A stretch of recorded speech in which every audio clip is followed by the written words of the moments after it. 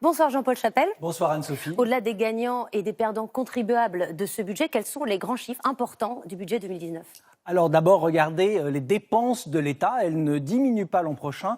Au total, 390 milliards d'euros en hausse de 0,6%. Résultat, le déficit se rapproche dangereusement de la limite européenne de 3%, 2,8% de la richesse nationale.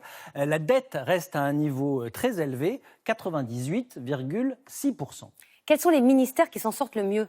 Alors, c'est le ministère des Solidarités qui voit son budget progresser le plus 7,7% grâce à la revalorisation exceptionnelle de la prime d'activité. Autre priorité affichée, la défense, plus 4,9%, la justice, plus 4,4%. Le ministère de l'Intérieur voit progresser son budget de 1,6%, idem pour l'éducation. À l'inverse, le ministère de l'Emploi perd 19% de ses crédits, avec notamment la baisse des contrats aidés, et à la cohésion des territoires, moins 7%, un nouveau coup de rabot sur les aides au logement. Il va y avoir une suppression de postes de fonctionnaires. Combien ? Alors l'an prochain, 4 164 postes seront supprimés dans la fonction publique d'État. Après 1600 cette année, l'essentiel de l'effort sera assumé par le ministère des Comptes publics, l'Éducation nationale et le ministère de l'Emploi. Je vous rappelle que l'objectif du gouvernement est de supprimer 50 000 postes durant le quinquennat.